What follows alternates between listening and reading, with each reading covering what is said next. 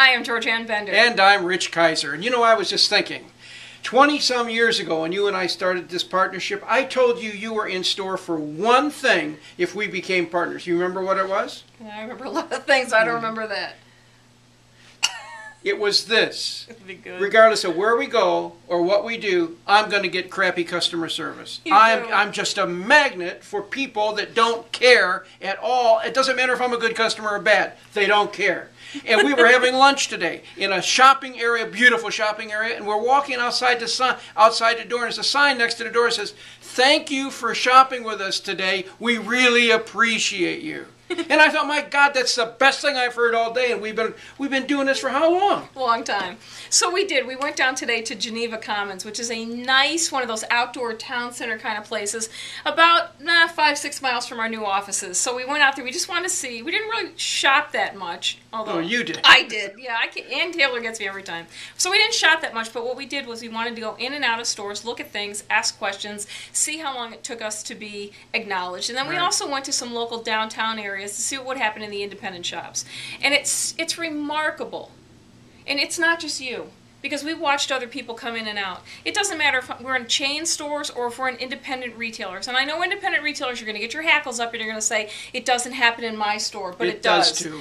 We go into stores and literally people might look up. They might see that we're there. They never say hello. They don't acknowledge us. There's never a conversation. And I can't begin to tell you how many times that I have made a purchase and they hand me my purchase and they don't even say thank you. I mean, there's hardly a word of conversation. I get more conversation in the grocery store when I'm watching the bagger complain to the checkout person about when their next break is. And you know what? Even in times of slowness, we weren't really getting any service. And you know what? Here's what really bothered me today, and this is the reason for this video, right? Is that we walked into a store that I am always in and I spend a lot of money. And I'm considered to be really a good customer of theirs, right? I mean, they all know me. Walk inside that store, and they're busy, of course. It's Christmas, and it's my turn to be waited on. I stood in line and I waited, and then all of a sudden, my friend who works there looks at me and says, "Rich, you wouldn't mind just holding off for a couple minutes and let me get rid of the rest of these people here?" Yeah, I would. Yeah, I would, but I never even got a chance to tell him no. Listen, years ago when we used to print everything, you know, when we print our handouts before we'd go to a presentation, we spent thousands and thousands of dollars at a print shop and stopped doing business with them because we would come in and we'd bring in a $2,500 order and the person would say, "Can you wait 5 minutes? I have to help this person make one copy." You know what we did mind, and that's when we started going to other places to get those things done. You can't not acknowledge people, whether they're your customers you see every single day, or whether they're people who you've never seen before and you may never see again. You still, in that first critical time when they're in the store, they have to be acknowledged. And you know what? Right now, you're probably generating more foot traffic than you get in a normal 6-month period of time. Is it like 6 times more? Well, I don't know what Something it is. like I say lot. it is, but here's the point. Every one of those moments of truth with a customer gives them a reason to think about you afterwards. Not after Christmas, but afterwards, months down the road, because they remember the kind of treatment. In half the stores that we walked into, I don't care if I ever walk in again. I'm being brutally honest with you. There's an opportunity for you, because if everybody is just dumping on a customer, not giving a good experience, and if you do, you win. I walk into a Starbucks. This is my hero of heroes. A young lady by the name of Shannon Roris. She's a manager of the Starbucks in Naperville. Every good customer that walks in, and in the morning at 6:30 in the morning, I'll tell you what, this place is busy, right?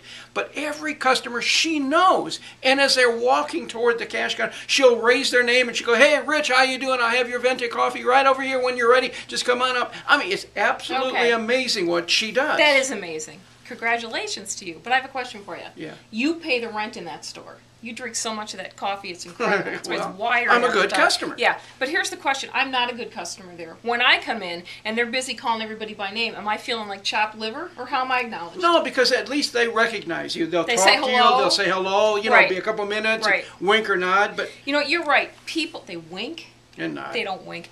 People do remember how you're treated when you leave. And I kick myself every single time I go into a store because I want to buy something that they carry. even though they're not nice to me when I'm there. And today, with all of the choices that customers have, with all of the places that you can go to buy the same kind of woo-woos that you sell, I can go to a million different places. Yeah. Your store has a personality, your business has a personality, and it's generally the personality of the owner or the manager. But when you're not there, it's the personality of whomever is working that day. You have to say hello. What is it, Office Max? Somebody told us once that Office Max did a study that when the owner or the manager greets someone who walks in, says hello to him, has a conversation, they are 12 times as likely to come back. Yeah, I like that. Listen, I like it when somebody just looks at me and smiles, and that's not happening a lot this holiday season. So the reason for this message is this.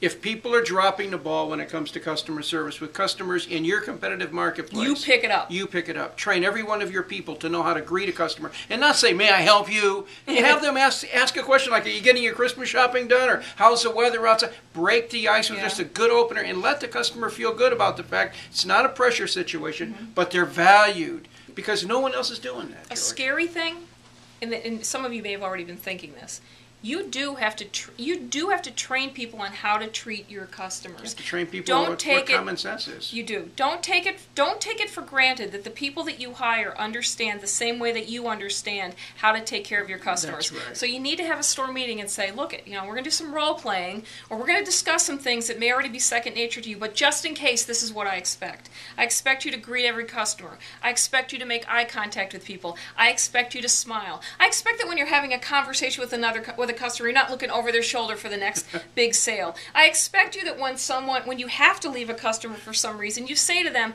I need to go and help that other customer. Would that be okay?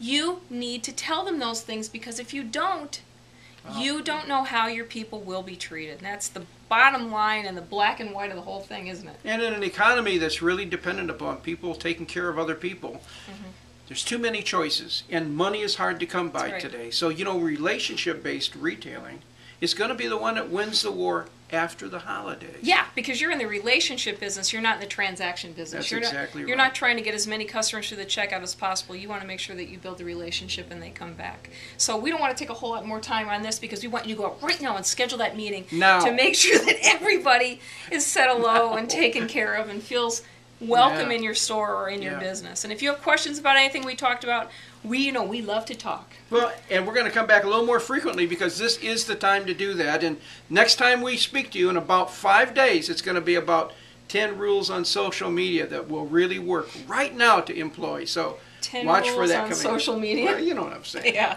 So until we talk to you again, this is Georganne and Rich, and we'll see you soon. Happy holidays. Happy holidays.